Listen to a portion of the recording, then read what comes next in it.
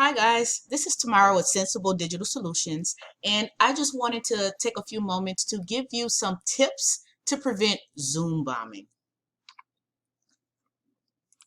So let's first talk about what exactly is Zoom bombing. So let's say you're in a Zoom meeting, you're having a good time, you're socializing, maybe you're learning something, but you're here in the Zoom meeting, and then all of a sudden some uninvited person, might be a hacker, it could be a troll. They join your Zoom meeting, they take it over by sharing their screen with inappropriate and offensive material. Now, why is this a problem for teachers? It's a problem for teachers because these Zoom bombers are Zooming our virtual classrooms. You can just see a few of the examples here, but it's nationwide and it's a problem. But it's also a problem that's totally preventable. Zoom actually, on their blog, has shared some features for teachers to secure their virtual classrooms, enhance their learning experiences, and they also shared an article about how to keep uninvited guests out of your Zoom event. So I collected these tips and I made this quick video for you. But the first tip I have for you for preventing Zoom bombing is to simply go through your settings, disable and enable settings. So let's look at how to do that. If you go to zoom.us and you go sign into your account,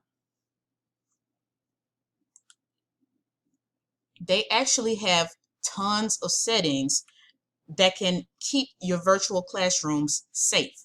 Now, when we log into Zoom, and mind you, this is the free version, I'm going to navigate down to settings.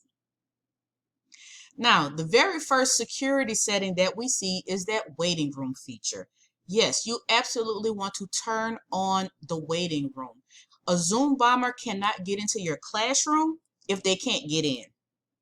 So take a minute and toggle that waiting room on. You don't want them to be able to get in. Another tip that I found very, very useful is to turn off the join before host.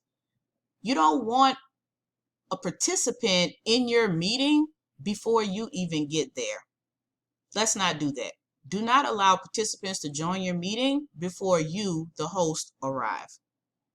Another thing you want to do is you make sure that you are creating new meetings and not just using your personal meeting ID for every meeting, because that number, it never changes. It stays the same. So when you're scheduling meetings, don't use your personal meeting ID. If we scroll down some more, if you want, you can disable the chat. And this is that participant to participant chat. So what'll happen is participants can only chat to the host. They can't chat to each other. Now, if you choose to leave that on, that's fine. But if you do leave it on, I recommend you turn off the file transfer. And the reason I would turn off the file transfer is because Zoom bombers, they start spamming people with pictures and videos and links and all through the chat. You might not even know what's happening because they're doing it privately, because you can privately chat other participants. So save your class some grief and turn off that file transfer.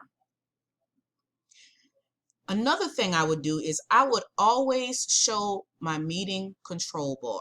And the reason being is because otherwise it's going to float and it'll get hidden behind windows. And if you find yourself in a position where you are encountering a Zoom bomber and you need to remove them or mute them or turn off their camera or regain control of the screen, you need access to your control toolbar to do that. So make sure it's always showing and that you always see it at all times.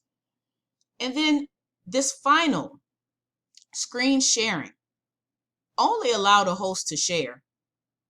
Because if participants are able to share and it's an open meeting, meaning you've published your link publicly somewhere, then the least you can do is make it to where only you, the host or co-host, can share.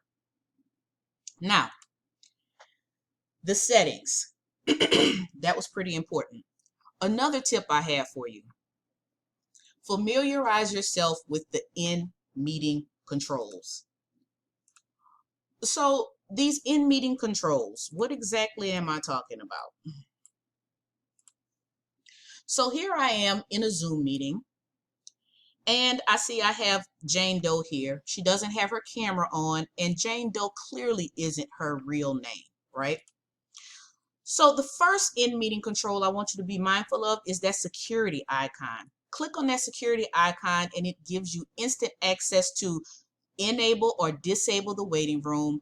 You can allow or not allow participants to share their screen. You can quickly turn off chat. You can turn off the ability for them to rename themselves, and you can lock that meeting. And what the locking the meeting does is it allows nobody else to join this meeting. So if you have all of the students in your class in your meeting, then lock the meeting because nobody else needs to be able to join. Now, another one is the participants menu. So when you click on the participants menu, you should get this side menu to pop up. And when you hover over people's names, you can click more to get more options. Now I'm going to click on more for Jane Doe. And if I'm talking to her, she's not responding, I can put her in the waiting room. She doesn't even need to have access to the content. Now, say she changes her name, she starts to comply, you can bring her back in and admit her. Another thing you can do is just remove her totally. Kick her out. That's what I would do if I was being Zoom bombed by some inappropriate content that I don't need my students seeing. So click on participants, go to the participant that's giving problems, click on more, and remove them. You can do that. Now down here at the bottom, you see we have that mute all and that unmute all. You can quickly mute all of your participants. And then those three dots that I just clicked, those are more of the same. It's more than one way to skin a cat with Zoom, but you can lock or unlock that meeting, enable or disable that waiting room, allow or not allow them to rename themselves, or allow or not allow them to unmute themselves. So this video and you want more tech tips, tutorials, more instructional strategies, then make sure you like this video, share it, and subscribe to my channel. Thanks so much, guys.